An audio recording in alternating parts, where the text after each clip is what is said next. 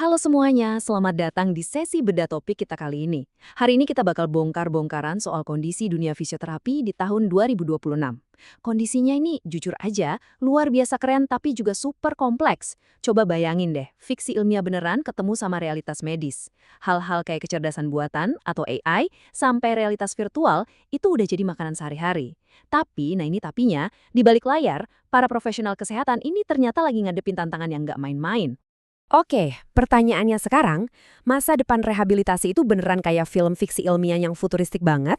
Atau malah mirip sistem yang udah ditarik sampai mau putus? Maksud saya, ini paradoks banget kan? Layanan kesehatan modern lagi ada di titik itu sekarang. Dan kita bakal bedah ini bareng-bareng pakai data-data paling baru dari dunia fisioterapi global.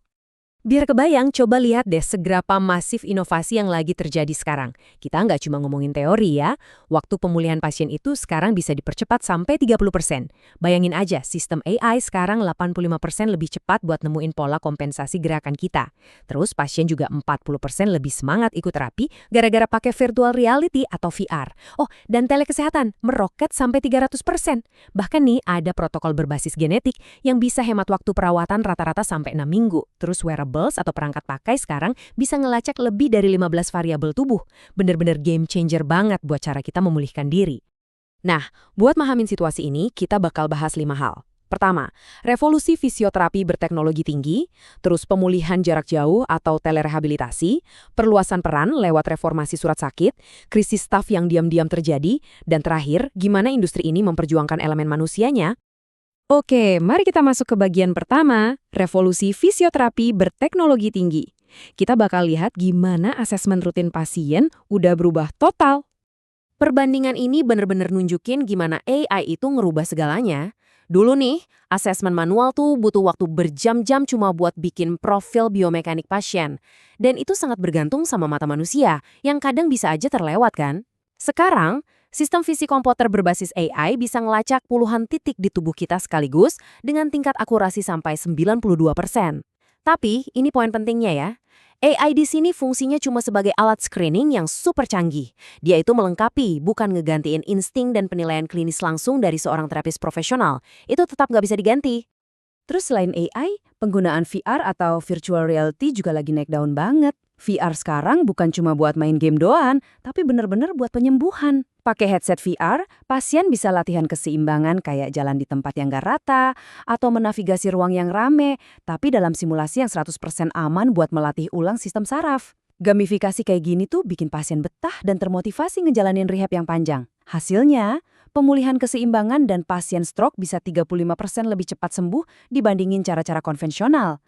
Lanjut ke bagian kedua, pemulihan jarak jauh dan telerehabilitasi. Inovasi-inovasi canggih tadi ternyata buka jalan buat perawatan dari jarak jauh, khususnya buat pasien kronis atau pasca akut. Ada tinjauan sistematis terbaru dari jurnal MDPI yang menganalisis banyak banget studi ngelibatin lebih dari 1.000 penyintas stroke. Mereka pengen tahu nih, terapi dari rumah itu beneran ngefek nggak sih buat kasus serius kayak stroke? Jawabannya, ya, ngefek banget. Telerehabilitasi itu strategi yang sangat valid dan bisa diandalkan. Kalau kita lihat perbandingan hasilnya di sini, poin krusialnya tuh gini, pasien stroke yang dipantau terus-menerus dari rumah ternyata dapat hasil klinis yang sebanding persis kayak kalau mereka datang langsung ke klinik. Fungsi motorik mereka membaik, postur tubuh lebih terkontrol, dan yang paling penting mereka dapat kemandirian fungsional yang jauh lebih besar buat aktivitas sehari-hari.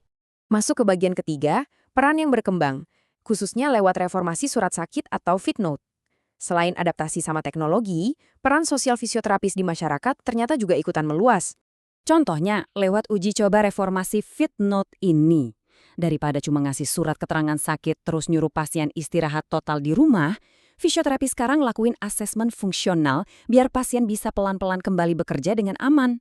Program ini lagi diuji coba di 4 lokasi Workwell, kayak di Birmingham dan Cornwall. Tujuannya apa coba?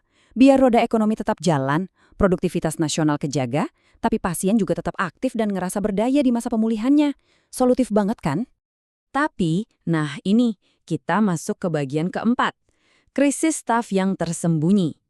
Disinilah kita harus narik tirai dan lihat realitas pahit di lapangan yang sesungguhnya. 80%, Yap, angkanya emang bikin kaget. Hari ini, lebih dari 80% fisioterapis ngaku kalau mereka itu khawatir banget tingkat kepegawaian yang ada nggak cukup buat menuhin semua kebutuhan pasien. Maksud saya, ini bukan sekedar angka komplain biasa ya, ini tanda sistemik yang jelas banget kalau layanan kesehatan kita tuh lagi bener-bener ditarik sampai batas maksimalnya. Jadi gini, biarpun teknologi di klinik sekarang udah canggih banget layaknya fiksi ilmiah, tenaga kerja yang ngejalaninnya lagi dalam krisis absolut. Ash James, direktur di CSP, bilang dengan penuh rasa frustrasi kalau situasi di lapangan tuh benar-benar menjatuhkan moral staf. Para terapis ini lagi berjuang keras ngadepin pembekuan rekrutmen yang meluas, posisi-posisi penting yang malah dihapus, sampai beban kerja yang logikanya mustahil diselesain.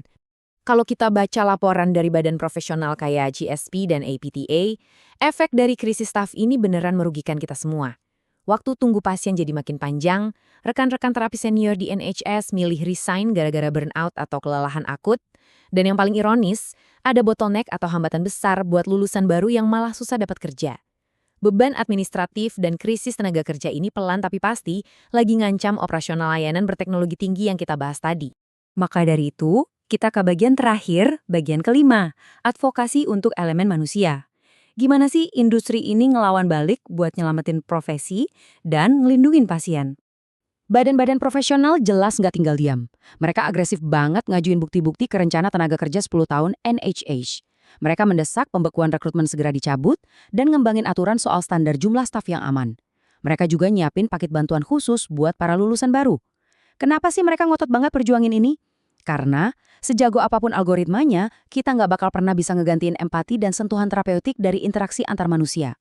Betul banget, teknologi emang mengamplifikasi kemampuan klinis. Tapi kalau kita emang mau nikmatin perawatan kesehatan masa depan yang spektakuler itu, kita harus banget ngedukung penuh para tenaga profesional, manusia-manusia di baliknya yang lagi bekerja keras menyediakannya buat kita hari ini. Sebagai penutup, saya mau ninggalin pemikiran provokatif ini buat teman-teman renungin. Saat Anda lagi ngevaluasi kondisi layanan kesehatan modern yang serba canggih sekarang, coba tanyakan ke diri sendiri. Kita mungkin udah punya teknologinya, tapi apa kita punya tenaga kerjanya buat ngejalanin itu semua besok? Terima kasih banyak udah ngikutin sesi bedah topik kali ini. Tetap kritis dan sampai jumpa di pembahasan selanjutnya.